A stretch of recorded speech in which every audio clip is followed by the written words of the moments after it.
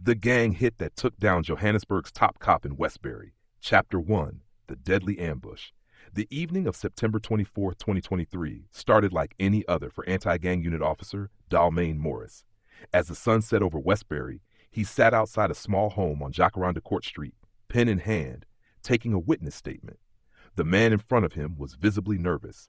His testimony could help solve a murder case. Morris, known for his relentless pursuit of justice, remained calm, focused on getting the details right. Suddenly, the distant sound of an engine roared closer. Before anyone could react, a white Renault Clio sped towards them. A window rolled down. Muzzle flashes lit up the dim street. Gunshots rang out, shattering the tense quiet. Morris fell backward, blood gushing from a head wound. The witness and the brother of the murdered victim screamed as bullets struck them too. Chaos erupted as bystanders ducked for cover. The Renault Clio screeched away into the night, disappearing as fast as it had come. Within minutes, sirens filled the air as backup arrived. Officers rushed to Morris's side, but it was too late. He was gone. His notebook, now splattered with blood, lay beside him, the unfinished statement a chilling reminder of the justice he had been fighting for. Chapter 2: A Cold-Blooded Execution. Westbury had always been a battleground for gangs, but this was different. A police officer, one of the best in the anti-gang unit, had been assassinated in a drive-by shooting. The news spread like wildfire, sending shockwaves through the city. Eyewitnesses described the killer's vehicle, a white Renault Clio with tinted windows. No one had seen the shooter's faces, only the flashes of gunfire.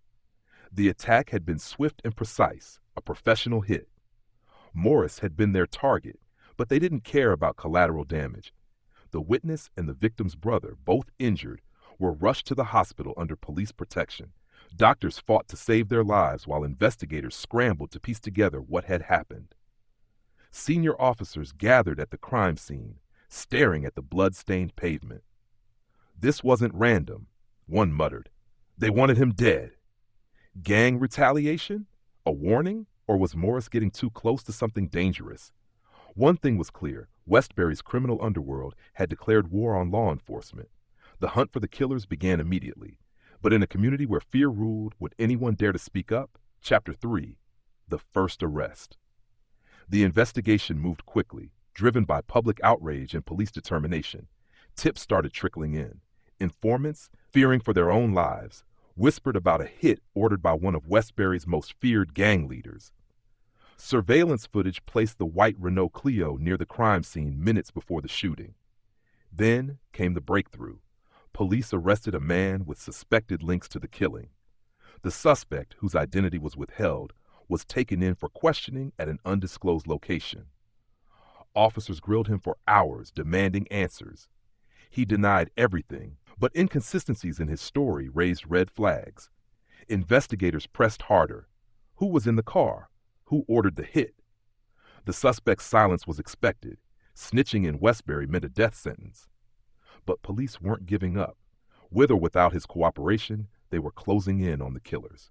Chapter 4: The Gang Crackdown. As the pressure mounted, law enforcement launched a full-scale crackdown on Westbury's gangs. They weren't just hunting Morris's killers, they were dismantling the networks that made hits like this possible. The first major arrests came swiftly. 5 men, all linked to gang violence and drug dealing, were taken into custody. These weren't just street thugs. They were key players in the underworld. The operation had been carefully planned. Police had gathered intelligence, tracking movements, and listening to whispers from informants. "We're not stopping until every suspect is behind bars," a senior officer declared. But Westbury's gangs had ruled for years, and taking them down wouldn't be easy. Retaliation was a constant threat. For the first time in a long time, the gangs were on the defensive, but that made them even more dangerous.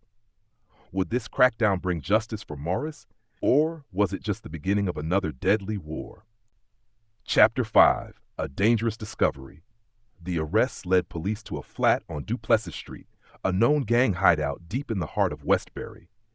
Acting on intelligence, officers raided the location, expecting resistance, but the 2 men inside were caught off guard.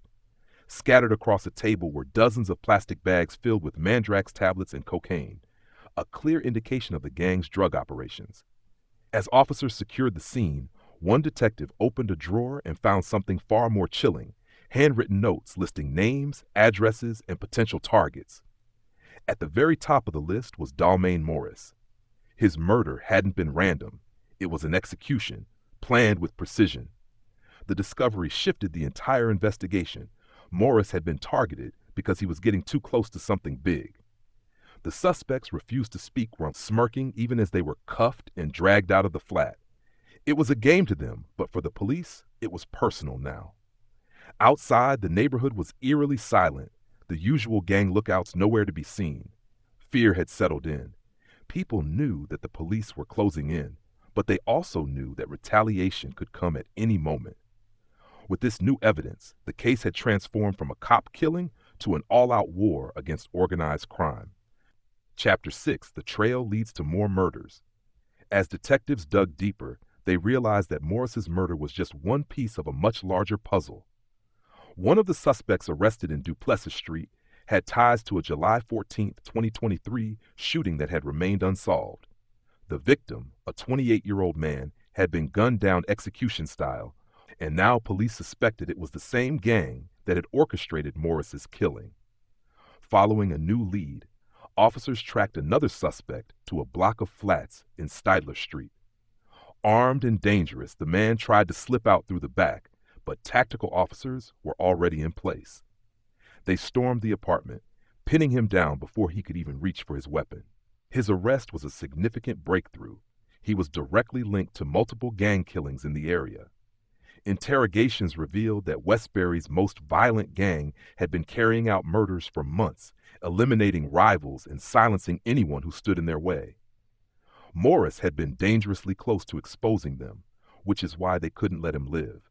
His murder had been a message, a show of force to warn anyone else who dared to interfere.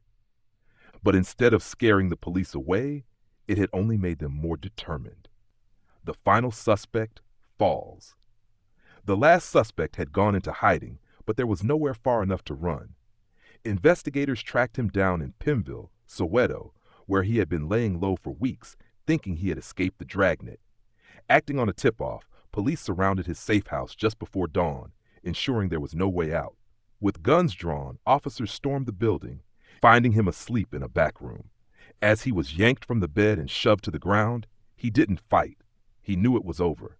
This wasn't just another gang soldier. Police believed he was directly involved in planning Morris's assassination. Even more damning, he was connected to a February 17, 2023 murder at a hair salon in Westbury, another gang hit that had left the community shaken.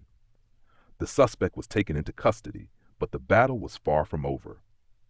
Inside his hideout, police found burner phones, stacks of cash, and a ledger with coded messages, evidence that the gang's operations stretched far beyond Westbury. While all 5 key suspects were now in custody, investigators knew their fight wasn't over.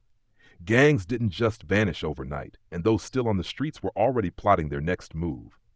The question remained: would justice be served, or would the system fail once again? Chapter 8: A Hero's Legacy. Dalmain Morris had dedicated his life to fighting crime, but his battle had come at a devastating price. He was more than just an officer. He was a father, a mentor, and a protector of his community. His death sent shockwaves through Johannesburg, especially in Westbury, where his presence had once been a symbol of hope. His 3 children, the youngest just 7 years old, would grow up without their father, forced to navigate life without the man who had fought so hard for justice. At his funeral, colleagues and family members spoke of his bravery, his dedication, and his relentless pursuit of the truth. But behind the speeches and salutes, there was an unspoken fear. Had his sacrifice truly changed anything? The gang responsible for his murder had been weakened but not destroyed. Those arrested would stand trial, but convictions were never guaranteed, especially in a world where witness intimidation was common. Still, Morris's name would not be forgotten. His legacy lived on in the officers who continued his fight and in the community members who dared to stand up against crime. His death was not just a tragedy, it was a rallying cry for justice in a city that desperately needed it. And though the battle was far from over, one thing was certain: Dalmain Morris had not died in vain.